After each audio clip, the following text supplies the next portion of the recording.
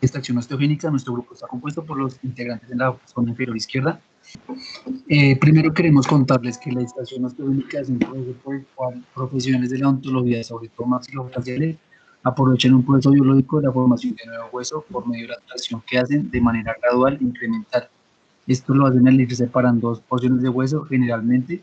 pero también lo hacen manteniendo la división de los huesos independientes, que normalmente se unifican como en el caso del maxilar.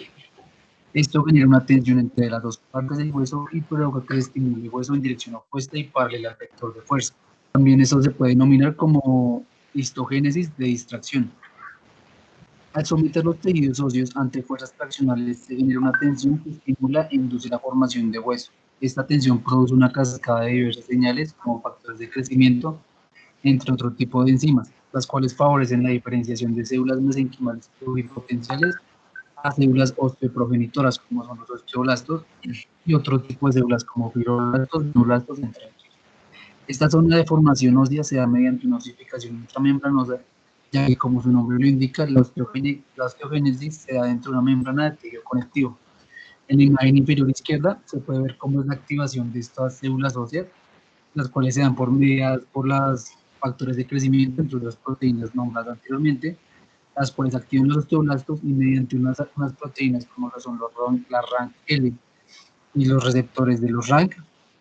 Esto va a favorecer la activación de osteoblastos y a la vez de osteoclastos, induciendo la remodelación ósea. Inicialmente, Hipócrates describió el uso de fuerzas de tracción para el tratamiento de huesos rotos, dando así inicio probablemente a la serie de investigaciones que siglos después terminarían por consolidar la interesante técnica para la nueva formación, mecanismo de formación ósea natural, el cual recibe el nombre de distracción ósea. Después de él llegó Guy-Chauliac, el cual durante el siglo XIV decidió probar la técnica descrita por Hipócrates en piernas fracturadas, utilizando colas de tracción continua. No fue hasta 1981 en donde el gran cirujano ortopedista ruso Gabriel Lizarov, el cual se le atribuye el renacimiento de la distracción ósea, quien estableció los principios biológicos de la técnica, tales como el efecto de tensión-estrés y la necesidad y ventajas del suministro sanguíneo en esta zona que se está estimulando la formación ósea. Después de él también apareció Snyder, el cual publicó el primer artículo sobre la aplicación de la técnica en el área craneofacial, específicamente en mandíbulas de perros. Y en 1976, Bell y Everett utilizaron esta técnica mediada por los aparatos de distracción en la expansión palatina. Esto lo hacen haciendo una osteotomía en la sutura palatina y empiezan con los disyuntores a expandir toda esta parte del paladar. Ya en 1992, McCarthy informó la primera distracción mandibular en humanos, los cuales presentaron una microsomía hemifacial. En la imagen inferior podemos ver la malformación que tiene este paciente y cómo se indució y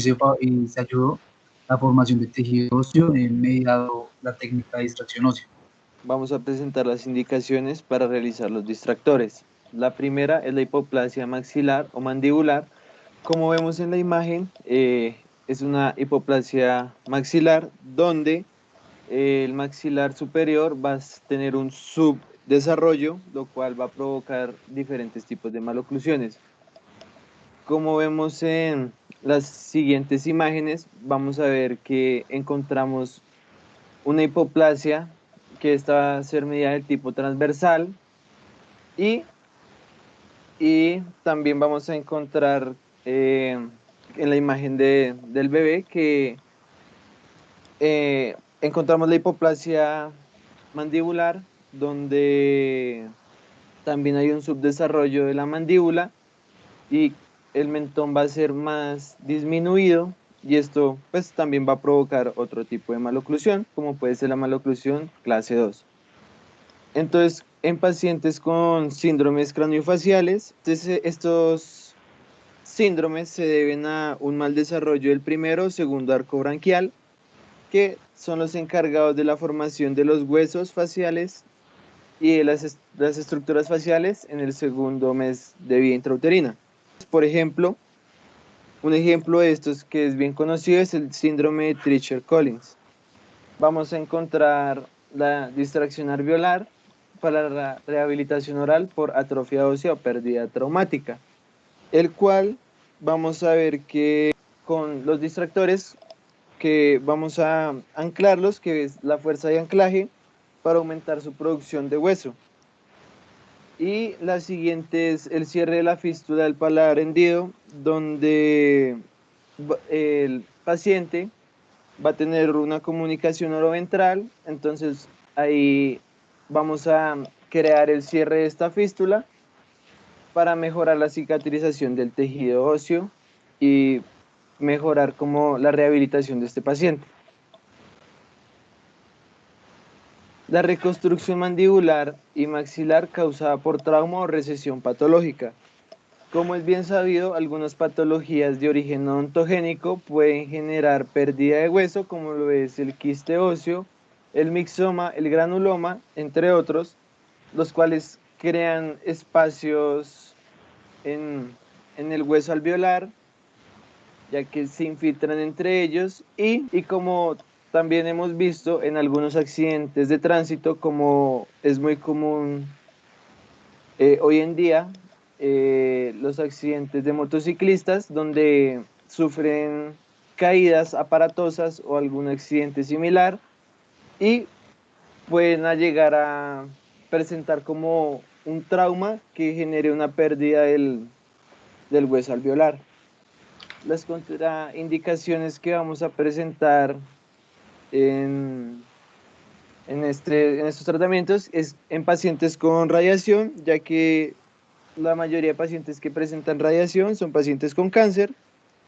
y hacer esta técnica sería debilitar el hueso, no crearíamos la generación ósea y podríamos generar una necrosis. El consumo de medicamentos antirresortivos, los cuales actúan sobre los osteoclastos, inhibiendo o retrasando el proceso de reabsorción ósea, como lo son los bisfosfonatos, y también dependiendo la edad, ya que como es bien sabido, es un factor de riesgo crucial a la hora de realizar este tratamiento. La cantidad de hueso también va a ser tenida en cuenta como un factor indispensable, ya que esto nos va a determinar la viabilidad de nuestro tratamiento. Las fases de distracción, nosotros vamos a mirar, primero hacemos como una inserción en los tejidos blandos que vamos a tratar. Cuando llegamos al hueso, lo que primero se hace normalmente es una colocación del dispositivo con el hueso intacto. Luego se hace como la osteotomía o corcotomía, donde lo que se pretende es hacer el corte del hueso, conservando lo mejor el periósteo para que llegue toda la irrigación sanguínea que se requiere en el hueso y en la nueva formación del callo óseo. Luego,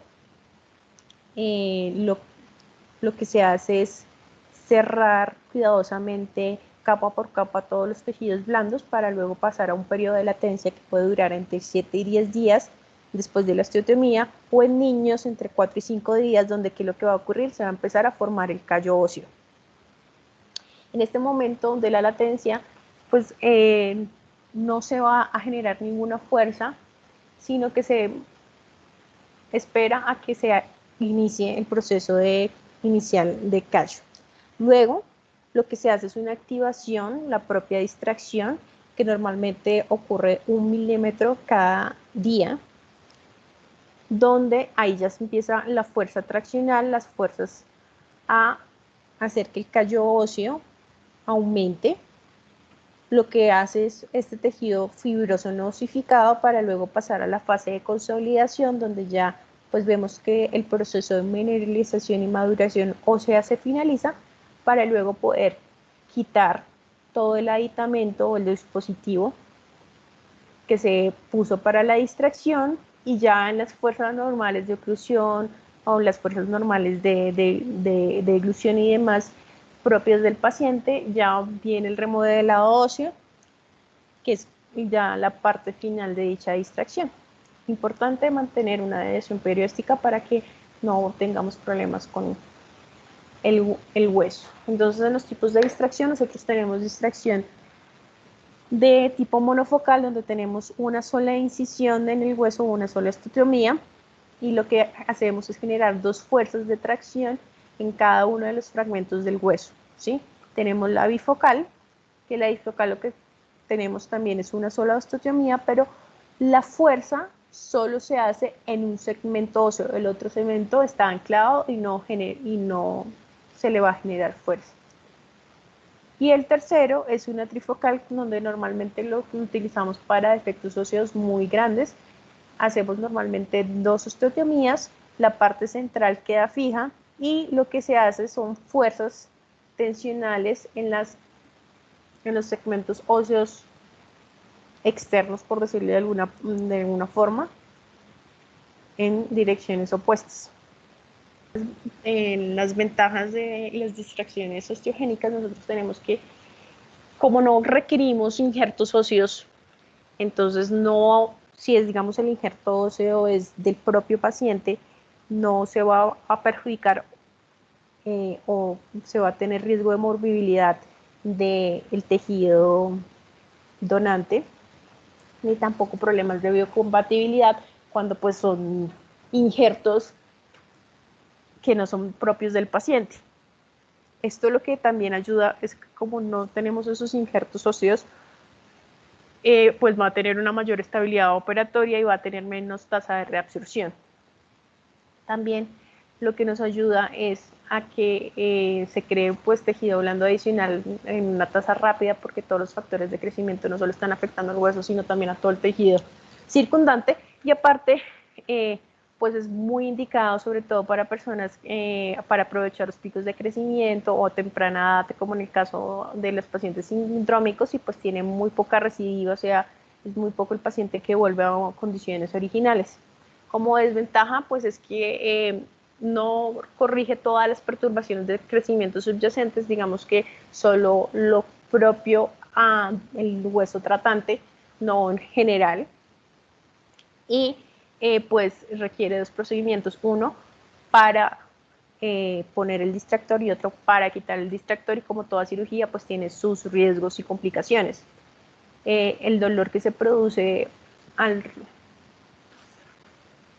hacer este esfuerzo pues es un dolor bastante considerable, y pues la técnica es muy limitada, sobre todo para cirujanos maxilofaciales. Como toda cirugía, pues tiene un riesgo de infección y de incidencia, y pues algunos, no todos, algunos tienen cicatrices cutáneas, porque pues más adelante les explicaremos los tipos de distractores. Ya en los efectos de la distracción, pues nosotros tenemos que los músculos como tal, los que están paralelos a esta fuerza, pues las fibras se van a tensionar y se van a estirar, y pues va a tener mucha más actividad versus los que están perpendiculares a la fuerza. Si la fuerza va así, el perpendicular iría así, que pueden incluso sufrir atrofia porque ya no se van a estar utilizando como antes. Igual los nervios pueden tener unas lesiones, y en ese estiramiento pueden tener también ausencia de las fibras mineralizadas, lo cual puede que genere muchas más lesiones en los nervios, y pues el tejido blando, aunque no se va a ver como cortadas o demás, sí va a tener una reacción inflamatoria porque está creciendo al igual que el hueso. Como complicaciones podemos llegar a encontrar dos tipos durante la distracción y después de realizar el tratamiento de la distracción, o sea, posterior. Durante la distracción podemos llegar a encontrar complicaciones como lo pueden ser el sangrado, el déficit neurosensorial, osteotomías incompletas, fracturas del disco, infecciones. El mal posicionamiento del distractor también puede llegar a ser una de las complicaciones. Podemos llegar a generar fracturas que no deseamos a causa de los movimientos, y la fractura basal mandibular. Y ya posterior a la distracción podemos llegar a encontrar una recidiva, una maloclusión, colapsos, formación insuficiente del tejido óseo, que el hueso no llegue a su maduración total, defectos de reloj de arena y daños permanentes neurosensoriales. Como tipos de distractores podemos llegar a tener dos tipos de distractores, como lo pueden ser los internos o los externos, y como podemos ver en las imágenes, las diferencias podemos verlas en que en los internos podemos ver que está directamente vinculado o asociada directamente a los tejidos óseos, mientras que en las externas podemos ver cómo solamente una pequeña porción logra estar en contacto con el hueso y cómo este distractor lo podemos ver extraoralmente y no como en el interno que lo vemos intraoralmente. Asimismo, también podemos llegar a tener la clasificación con relación a los movimientos que puedan llegar a ejercer. Entonces, en el lado izquierdo podemos llegar a encontrar tipos de distractores unidireccionales, los cuales van dirigidos a ejercer movimientos en una sola dirección o en un solo plano, mientras que los multidireccionales pueden llegar a tender a generar no solo uno, sino dos o más tipos de movimientos con relación a los planos y a los ejes longitudinales de la persona. Acá pueden ver unos videos. En el primero vemos cómo vemos el aspecto de un paciente, un caso en el que comparamos el aspecto antes de la cirugía y vemos cómo acá se planea esta cirugía haciendo una expansión de un aumento del plano antero-posterior y pues al cambiar las estructuras óseas vemos como también se nota como un cambio en las características faciales y de tejidos blandos solamente con el hecho de alterar como los tejidos duros. Ellos pues se aplican los mismos principios que ya mencionamos antes. Vemos acá por ejemplo la expansión de la rama mandibular, el cuerpo mandibular, digamos siempre con el mismo objetivo y con el mismo mecanismo. Podemos expandir diferentes partes de la mandíbula, incluso el maxilar también, como vemos acá. Se realiza la osteotomía y el distractor es el que hace el trabajo. Acá también vemos algunos tipos de distractores en la zona del paladar, del mentón, y acá este tipo de distractores un poco más complejos, pero pues que también nos ayudan a expandir otras zonas del cráneo. De acá vemos también la rama de la mandíbula, el cuerpo, y en este último pues vimos uno que ya es, como lo dijeron anteriormente, un tipo de distractor externo, extraoral.